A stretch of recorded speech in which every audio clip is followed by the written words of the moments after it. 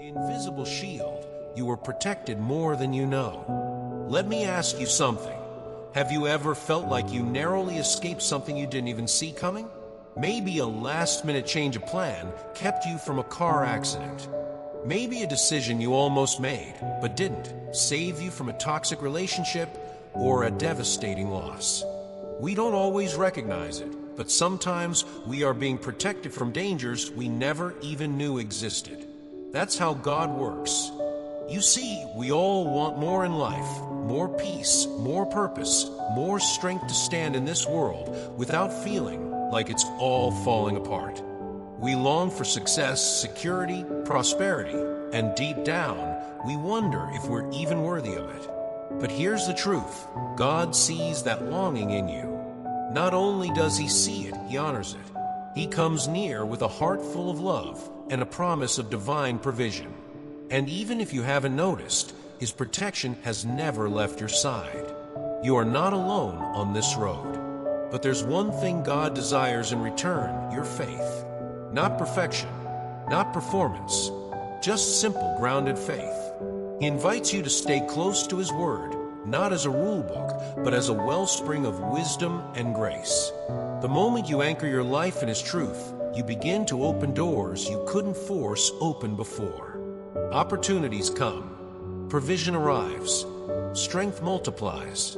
When you obey His voice, even quietly, when no one sees, you're aligning yourself with a kind of favor that can't be manufactured. That's where real blessing lives.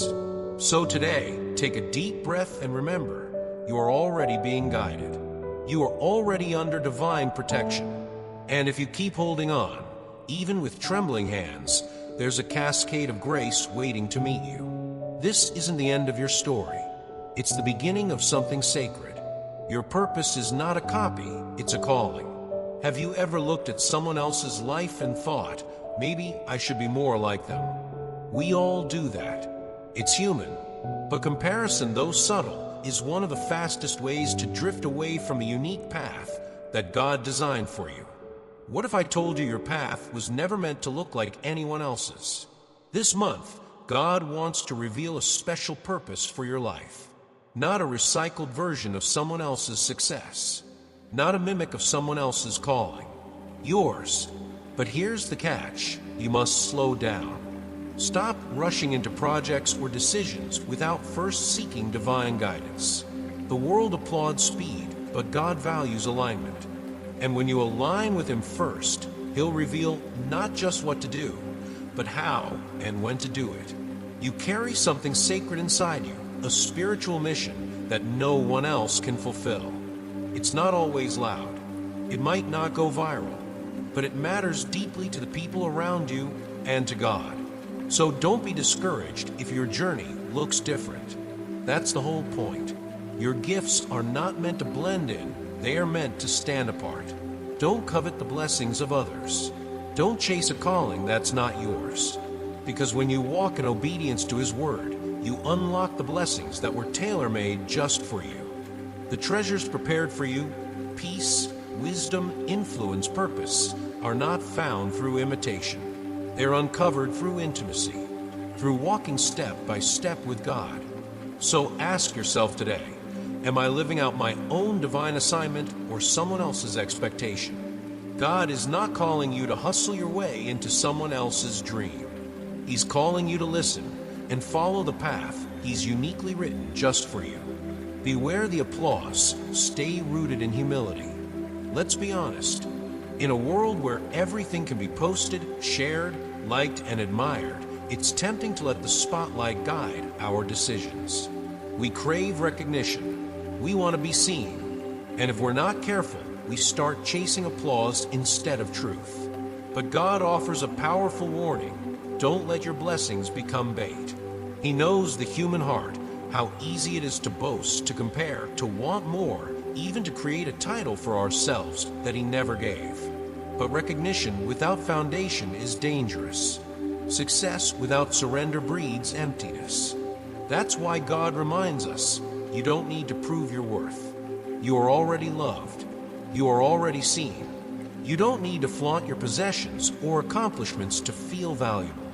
You don't need to craft an image to impress strangers online, because true satisfaction, the kind that fills your soul, not just your feed, only comes from Him. It's not wrong to be blessed, but it's risky to let the blessing blind us to the one who gave it.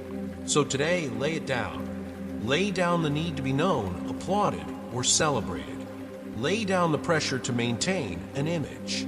What God desires is so much simpler and far more powerful. A heart that trusts, repents, and desires real change. You don't need a title to be called. You don't need followers to have influence.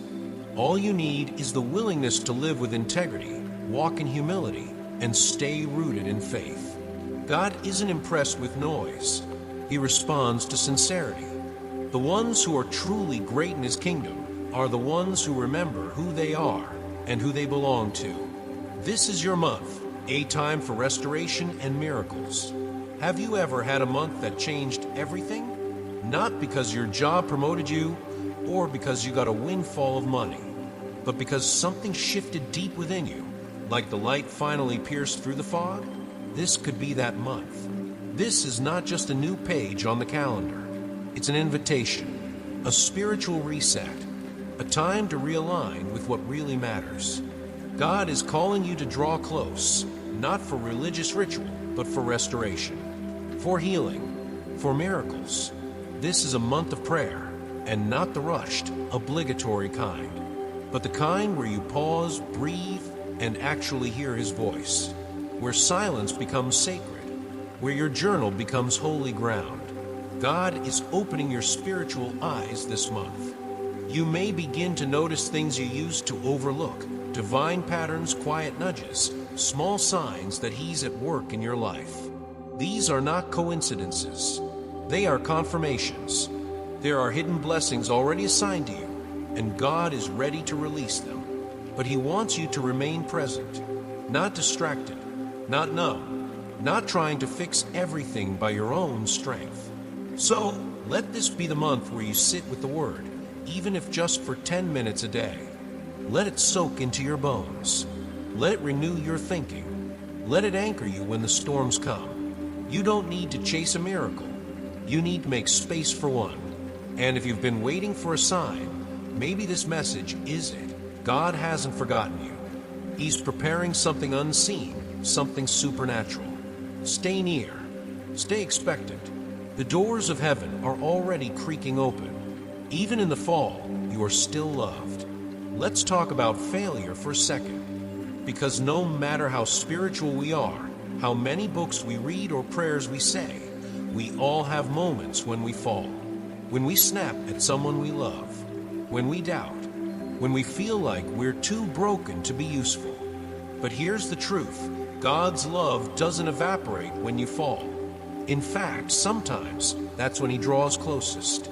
You may have wandered. You may feel far from the person you once were. But your faith, even if it's fragile, is still faith. And that simple, raw belief is enough to bring you back to the path of blessing. God isn't shocked by your imperfection. He's not keeping score. He's reaching for your hand. Because He sees something in you that you often forget. Your worth, your gifts, your beauty. The sacred parts of you that no failure can erase. Think back to the times you survived what you thought would destroy you. Remember how strength showed up when you had none. That wasn't luck. That was grace. The same God who rescued you then is still with you now. So maybe today's the day you stop beating yourself up for how long it's taking. Maybe it's time to come back home, not in shame, but in gratitude. Because His arms have always been open. His love has always been unconditional. You're not starting over. You're continuing with more wisdom, more clarity, and a heart that's been through the fire and still chooses to believe. Healing after heartbreak, let love be rewritten. Love can hurt, and when it does, it tends to leave behind invisible bruises, ones that don't fade easily. A betrayal, a silent goodbye, a promise broken. Sometimes it's not the pain that lingers, it's the confusion. Why did they leave? Why wasn't I enough? Why did I trust? If you've ever asked those questions, you're not alone. But here's what God wants you to know. Healing isn't about erasing what happened. It's about transforming the meaning of it. You don't have to cling to the person who wounded you just because you once loved them. You don't have to romanticize the past just because it was familiar. God has better, not in the sense of someone richer or more impressive, but someone kinder, someone safe, someone who reflects his heart. He cares about your romantic life. He's not asking you to live alone forever, but he is asking you to let him write the next chapter. Because when you try to force relationships, you often invite more heartbreak than healing. So pause, listen, let him show you who belongs in your future. And if you've been feeling isolated, like no one understands or everyone eventually walks away, know this, God is not going anywhere. He's the friend who never betrays, the love that doesn't expire, the presence that stays through the night. Let that love restore your sense of worth. Let it guide your choices, not your fears. And when the right person comes, one who honors both your past and your healing, you'll recognize them, not because they complete you, but because they remind you of how deeply loved you already are. The chains are falling, a new future begins now. Sometimes it feels like our past is a weight strapped to our back. Not just the memories, but the regret, the shame, the guilt. The what-ifs and should-haves loop like background noise, quietly convincing us that we're stuck where we are, that freedom isn't for people like us. But that's not the truth. And it's certainly not what God says about you. You see, no one, and I mean no one, has loved you as deeply and faithfully as God has. Not even the ones who said they'd never leave. Not even the ones who once made you feel whole. Because God doesn't love with conditions. He doesn't bless based on performance. He blesses because it's who he is. And he's not asking for riches. He's not impressed by outward success. What he desires most is sincerity, faith, a heart willing to trust again. That's when the chains start falling. Emotional chains, mental prisons, the kind of invisible bondages that no one else can see, but you feel every day. God has the power to break every one of them. He's not only promising to heal you, he's empowering you. He's not just offering comfort, he's offering courage. You've been through enough. Now it's time to rise with strength that doesn't come from striving, but from surrender. So if there's something in your life that feels too heavy, too dark, too complicated to let go, give it to him. You don't have to carry it anymore. Freedom isn't something you have to earn. It's something he's already placed in your hands. Spiritual gifts aren't trophies, they're tools. Have you ever received something so special you didn't know what to do with it? That's how spiritual gifts feel sometimes. We hear about miracles, about people with powerful insight or healing or wisdom, and we assume it's for someone else, someone more holy, more deserving. But here's the truth. Every act of faith opens the door to a gift. And every gift from God comes with purpose, not prestige. The miracle you're praying for, it may be waiting on the other side of your faith, not your perfection, not your eloquence, but your simple, stubborn belief. God gives spiritual gifts not to make us impressive, but to make us useful. Your compassion might be someone's healing. Your patience might be someone's answered prayer. Your ability to listen, to notice, to give quietly, that may be the exact tool God is using to perform a miracle in someone else's life. But these gifts thrive in humility. When we stop trying to prove ourselves, when we stop performing and start serving, that's when power flows. Because heaven doesn't reward the loudest voice, it honors the most surrender heart.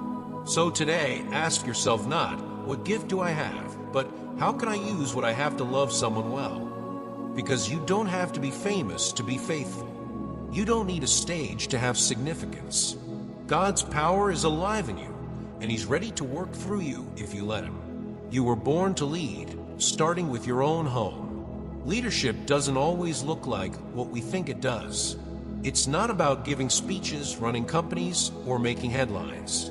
Sometimes leadership is holding your family together when everything feels like it's falling apart. It's choosing peace when anger would be easier. It's praying for people who may never know you're praying. And right now, God is giving you new strength, not just to survive, but to lead. To lead your home with faith. To lead your conversations with grace. To lead your own spirit through storms with a steady hand and a hopeful heart. You are not powerless in this world. You are equipped, empowered, assigned. There are people in your life, your children, your partner, your friends, who need your words, your presence, your example, and not because you have it all figured out, but because you're anchored in something greater. God is calling you to share His word, not just with strangers on the internet, but with those closest to you. Because healing starts at home, and faith is contagious. When you speak life into others, you remind them who they are. When you respond with patience, you disarm fear. When you live with integrity, you restore trust. And no, you don't need to be perfect. You just need to be present, available, willing. So rise up. Let your home be the first place where light breaks through. Let your relationships be the soil where grace grows. And let your legacy be one of quiet leadership, the kind that changes lives without ever asking for credit. Because this isn't just about you anymore. This is about every soul you're called to lift. The blessing is near, and you are not alone. Let's pause for a moment and imagine this: a stream of pure water flowing steadily, even when the world around you feels dry. That's what God's presence is, not a burst, not a rare event, but a constant river of living love that never runs dry. You might not feel it every day. Life has a way of numbing us with stress, disappointment, busyness. But God hasn't gone anywhere. His love doesn't flicker in and out based on your performance. His presence doesn't disappear just because you feel unworthy. In fact, He surrounds you even more when you're fragile. You are wrapped in something divine, something invisible yet unshakable. And that something is the love of a God who has assigned angels to walk with you. You're not moving through this world unguarded. Even when you're unaware, heaven has already gone before you. That's why your faith matters. Because when you stand firm, even in confusion, even in heartbreak, you're not just surviving. You're opening the windows of heaven. You're making space for blessings that aren't just material, but soul deep. The kind that reach into your home, your children, your bloodline. So hold your ground. Even if the miracle hasn't come yet, even if you're still waiting for restoration, it's on the way, not because you earned it, but because you believe. God keeps His promises, and this month, it might be the one where the breakthrough finally arrives. Grace comes with responsibility. Keep your heart humble. There's a beautiful danger in receiving blessings. It's not the blessing itself that's the problem. It's what happens when we forget where it came from. When we start thinking we built this on our own. When we suddenly stop giving God the glory and start giving credit to our own efforts. God's grace is abundant, but it's not accidental.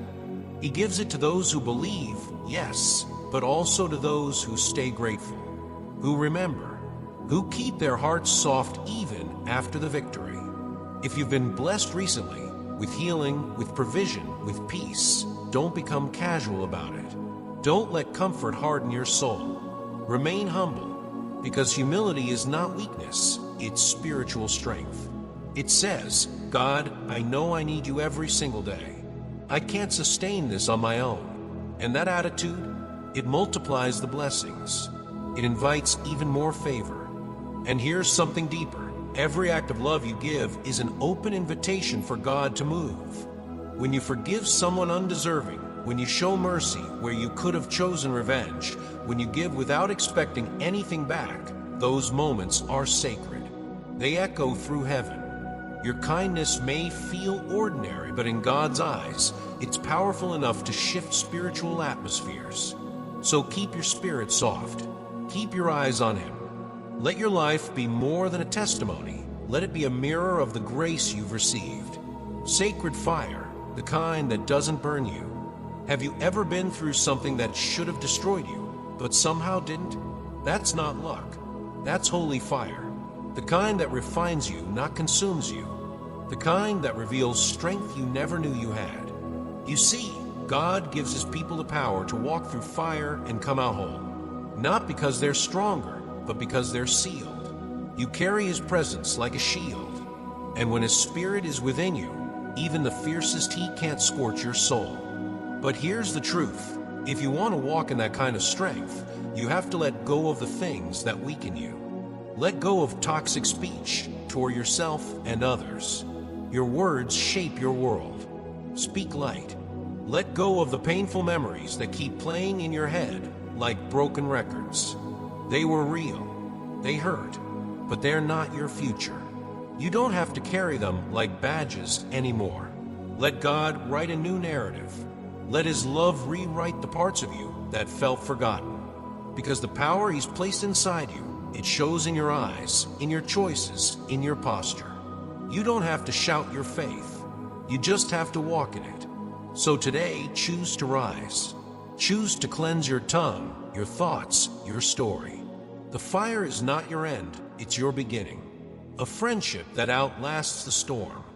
What if I told you that the most powerful relationship in your life is one you can't physically touch, but you can always feel? It's the one between you and the God who calls you friend. Not judge, not master, not distant ruler in the clouds, but friend.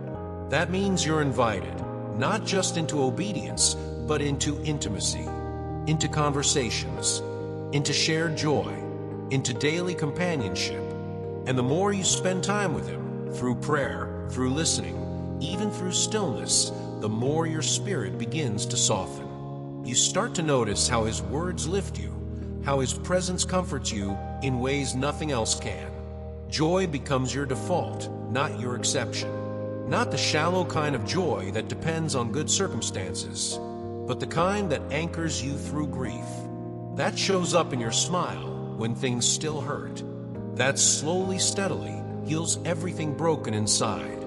You see, God's not just after your salvation. He wants your friendship. He wants to laugh with you, sit beside you in the quiet, cheer for you when you try again. And when you seek him, not just for answers, but for presence, you'll start to see miracles unfold in ways you never expected. Not flashy, not always instant, but real, deep, lasting. So if you've been longing for something more, something that feels like home for your heart, you don't have to search any longer. Just turn toward the one who's been beside you all along. He's never left, and he